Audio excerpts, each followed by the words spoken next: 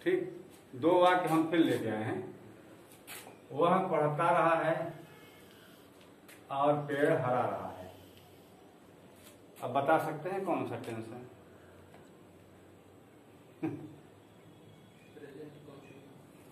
देखिए, present continuous की अगर आप बात करते हैं तो प्रेजेंट कंटिन्यूअस टेंस में ऐसे वाक्य, वह पढ़ रहा है। कंसेप्ट आपका क्लियर हो, हम लिख रहे हैं वह पढ़ रहा है। ये पेड़ हरा है, ये रहा। अब दोनों वाक्य में अंतर नहीं है, दोनों वाक्य में अंतर है या नहीं है? है अंतर। अगर अंतर है तो अनुवाद भी जो है अलग अलग होगा। ठीक, अब यहाँ पर थोड़ा वाक्य पर चर्चा करो। वह पढ़ता रहा है, जैसे आपसे पूछा कि आप गांव में घुसे आए, स्कूल में आए, क्लास में गए, तो वहां पर आपका कोई मित्र जो है आपने देखा कि वो पढ़ रहा था। ठीक, फिर उसके बाद कुछ देर बाद आते हैं, फिर देखते हैं पढ़ रहा है। इस बीच में जब आपसे कोई पूछा होगा तो आप क्या बताएंगे कि मेरा मित्र पढ़ रहा है ना। कब से पढ़ रहा है समय आप नहीं बताएं, तो वहां पर पढ़ता रहा है, पढ़ता रहा है यानी पहले से काम चालू है, वर्तमान में भी चालू है और आगे भी काम चालू रहेगा। यही तो हुआ ना भाई। जब आपने देखा, जैसे मैं पढ़ा रहा हूं, आप आए देखे हम पढ़ा रहे थे। ठीक, यानी आने से पहले अगर आप टाइम की बात करते हो तो बीता हुआ समय आपके आने से पहले हो, चले जाओगे तब भी, तीनों समय इन्वॉल्व हो गया। तीनों समय हुआ ना। जैसे कहा जाए कि वह 4 बजे से किताब पढ़ रहा है, 4 बजे से किताब पढ़ रहा है। जब आपने देखा तो 4 से क्या था, ज्यादा था या कम था? 4 से ज्यादा अगर हो गया तो बीत गया, पास चला गया। अब जिस समय आपने देखा, 4 बजे आपने देखा, तो 4 वाला प्रेजेंट हो गया, हटे तो फ्यूचर, यानी काम अभी जारी है, तो फ्यूचर में भी काम क्या रहेगा, जारी रहेगा। फ्यूचर में भी तो काम जारी रहेगा ना। तो तीनों समय इन्वॉल्व हो गए। प्रेजेंट में शुरू होकर के, यानी पास्ट में, पास्ट से शुरू होकर के जो बीत गया है, शुरू होकर के प्रेजेंट में जारी है और भविष्य में भी जारी रहने की संभावना है। उस पर कोई डिस्कस नहीं कर सकता है। ठीक, हमारे आने से पहले बीत गया भाई। जब हम आए तो अगर वो पढ़ रहा था 4 बजे से, हम 4:30 बजे पहुंचे तो आधा घंटा बीता ना, बीता तो पास्ट हो गया। 4:30 बजे हम आए तो प्रेजेंट हो गया। और 4:30 बजे के बाद अगर जो है किताब नहीं छोड़ रहा है तो इसका मतलब आगे ही पढ़ेगा, फ्यूचर में भी जा रहा है। तो तीनों समय इन्वॉल्व हो गया। जो आप लोग पढ़ते हो present perfect continuous tense, past perfect continuous tense और फ्यूचर परफेक्ट कंटिन्यूअस टेंस, उसी से बिलोंग करता हुआ यह वाक्य है।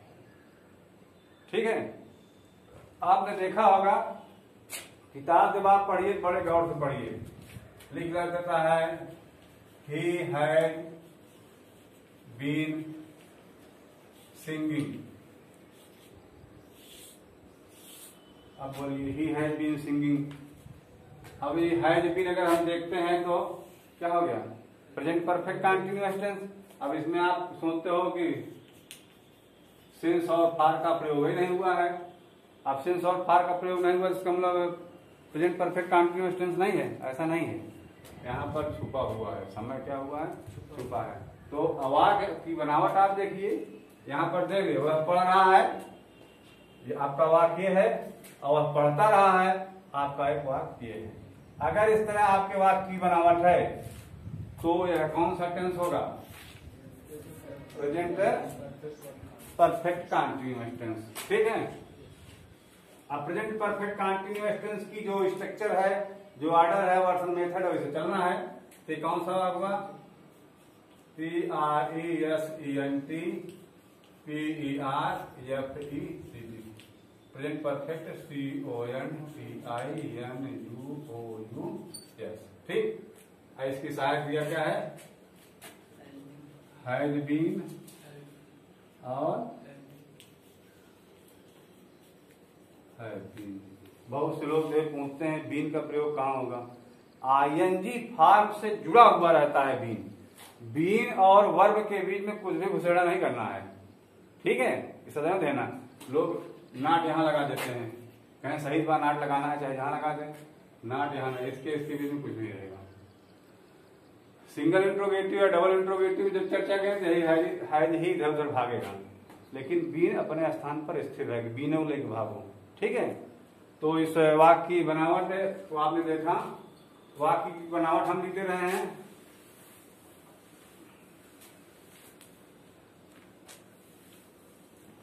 वाक्य की बनावट आपका यह है,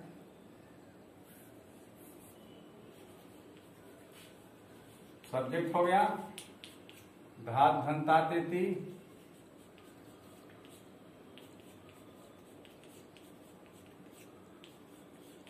धन रहा है रही है, जो भी हो, ठीक है।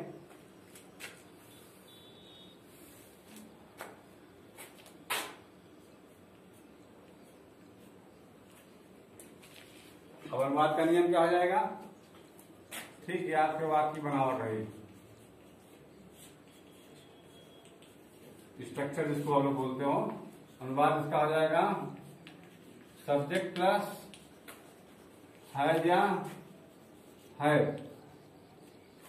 Plus been plus I N G form, ठीक। उसके बाद आप देख सकते हो, आप हमारा नहीं, ये आपका वाक्य रहा। तो अनुवाद कर लीजिए, क्या जाएगा, वह पढ़ता रहा है, क्या जाएगा, he has been READING, he has been reading, ठीक। वह खाता रहा है, वह खाता रहा है, तो क्या हो जाएगा, he has been EATING, ठीक। ये आपने लिखा था, हो गया है, इसको मिटा दें।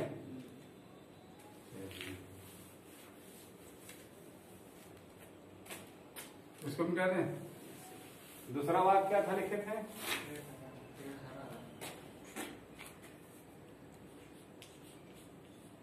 पेड़ हरा रहा है, ठीक। तो क्या आ जाएगा, इसकी बनावट देख लीजिए, पेड़ नाउन ना, हरा रहना क्या है, एडजेक्टिव प्लस रहा है ना। नहीं आप लिखते हैं, जहां सब्जेक्ट लिख दीजिए, ठीक। यहाँ आप सब्जेक्ट भी लिख सकते हो, कोई दिक्कत नहीं। ये रही। अब अनुवाद करनी है, इसका क्या जाएगा, बोलिए। हो जाएगा, सब्जेक्ट हो गया आपका ना, उसके बाद फिर बोलिए, है या है प्लस क्या लगा देना है आपको, बीन। उसके बाद क्या लगाना है आपको, एडजेक्टिव। आईएनजी फॉर्म कहां पैदा हो गया, इसमें तो वर्ब कहीं है, धात जब है ही नहीं है, ये देखिए एडजेक्टिव है, ठीक।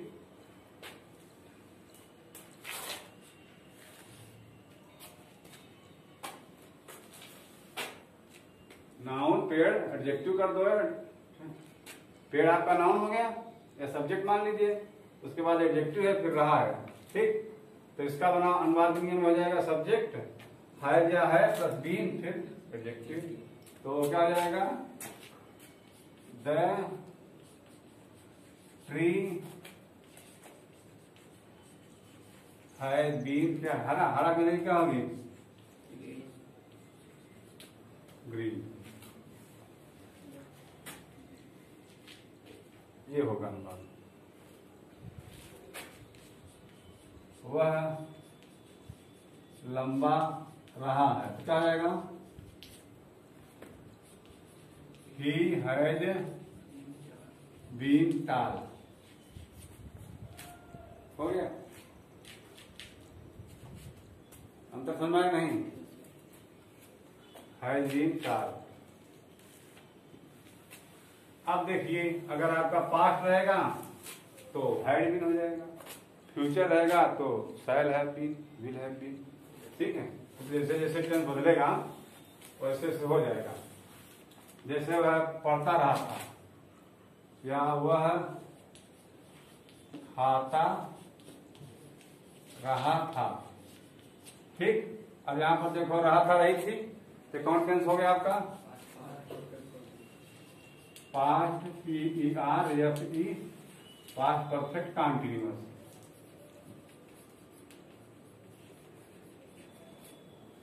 पास्ट परफेक्ट कॉन्टिन्यूअस में सहायक क्रिया क्या लगती है? सहायक क्रिया क्या है? हेल्पिंग वर्ब इसमें लगती है हैड बीन। ठीक ना? तो बाद इसका क्या हो जाएगा? वह खाता रहा था, ही हैड बीन ईटिंग। ठीक? वही बदल जाएगा, ही हैड बीन ईटिंग। वह खाता रहा होगा, वह खाता रहा होगा, तो क्या आ जाएगा? He will have been eating. ठीक? तो ये कौन टेंस हो गया आपका? ये आपका हो गया FUTURE, फ्यूचर, PERFECT, CONTINUOU।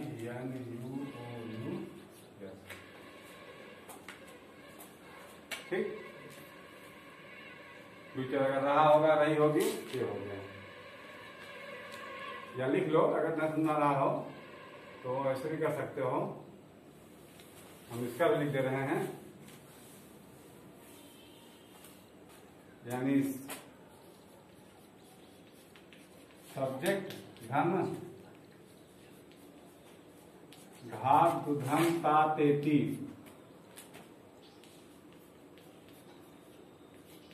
धन रहा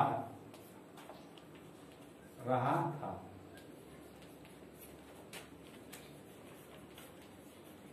ठीक? तो इसका अनुवाद का नियम क्या हो जाएगा? सब्जेक्ट आपका हो गया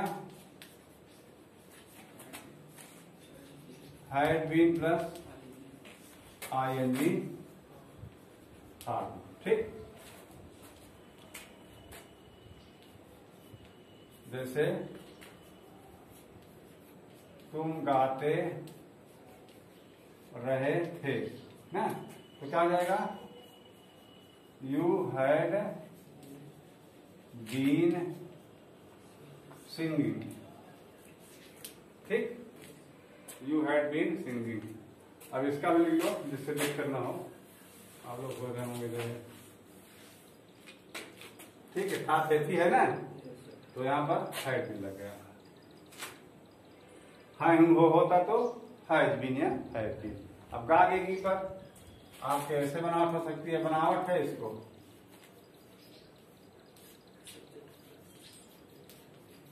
बता एक बार फिर लिख दें। सब्जेक्ट आपका हुआ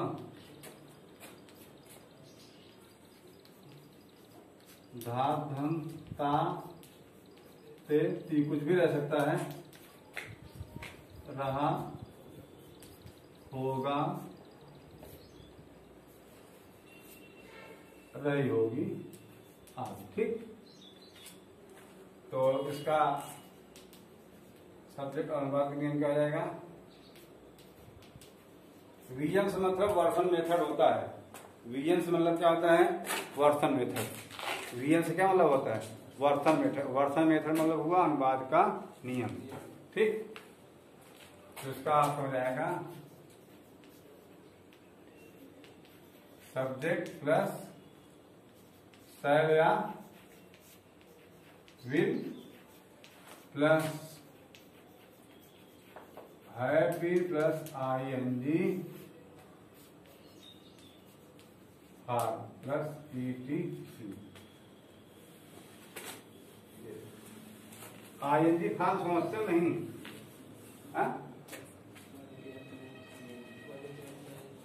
हाँ देखो, ऐसे ध्यान दे दो।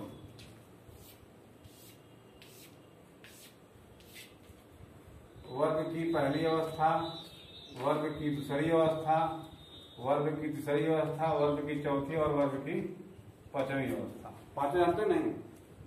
नहीं जानते हो? सुन नहीं हो?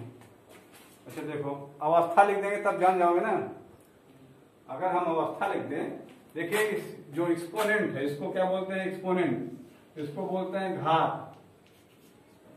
ठीक, तो यहाँ पर V1 का मतलब पहली अवस्था, V2 का मतलब दूसरी अवस्था, V3 का मतलब तीसरी अवस्था, V4 का मतलब चौथी अवस्था, V5 का मतलब पांचवी अवस्था। चलिए, कंसेप्ट क्लियर हो जाए ना? नहीं जानते हो ना? जान जाते हो। गो लिखे हो नहीं कहीं पर? गो लिखे हो ना? गो जानते हो ना? अच्छा चलो, जगह कम पड़ गया। विंड जानते हो? जानते हो नहीं? गान, गो को पहली अवस्था सुने हो नहीं?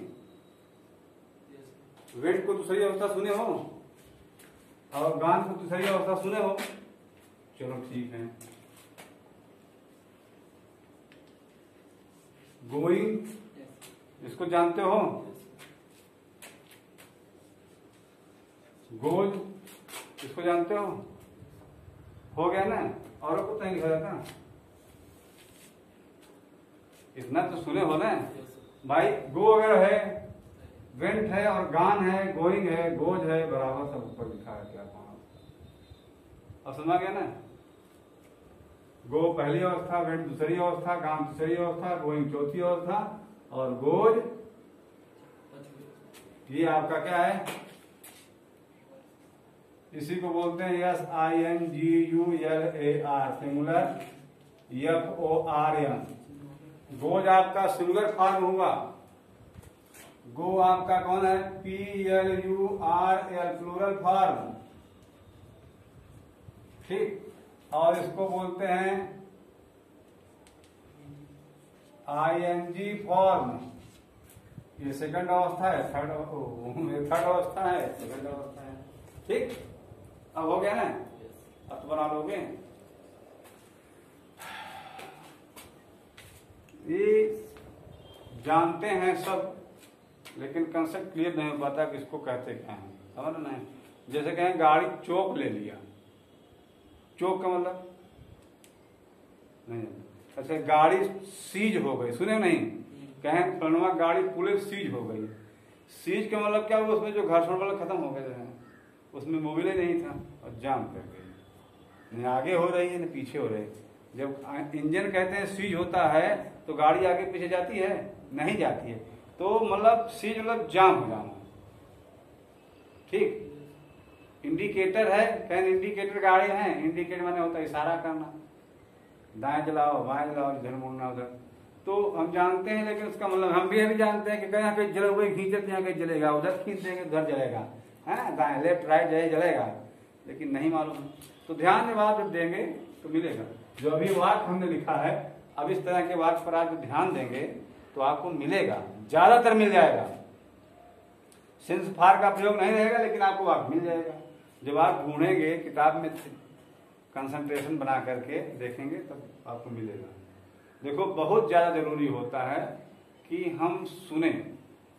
जब आप सुनेंगे, जब आप किसी की बात को सुनेंगे तब आप कह सकते हैं। आप हमारी बात सुने ही नहीं तो कैसे जज कर सकते हो? पहले जो है सबसे ज्यादा जरूरी होता है किसी की बात को सुना जाए। आदमी सुन सुन करके बोलता है। जो नेता आते हैं बड़े बड़े, आपने देखा होगा ना, बड़े बड़े नेता आते हैं, वो सबसे बात बोलते हैं तो उनको मालूम हो जाता है ये चंगू हैं, चैतू हैं, जगन्नाथ हैं। उनको मालूम हो जाता है कि इनका ये नाम है, इनका वो नाम है, यहाँ पदाधिकारी वहाँ पदाधिकारी है, फिर पर्चा दे दिया जाता है ना। तो जब आप सुनेंगे तब बोलेंगे। और सुनेंगे नहीं तो बोल ही नहीं सकते हो, क्योंकि सुनने की शक्ति जिसकी सही नहीं है उसके अंदर बोलने की शक्ति पैदा नहीं हो सकती। सुन सुन करके आदमी जो है बोलता है, पेट से थोड़ा पैदा होता है। Thank you.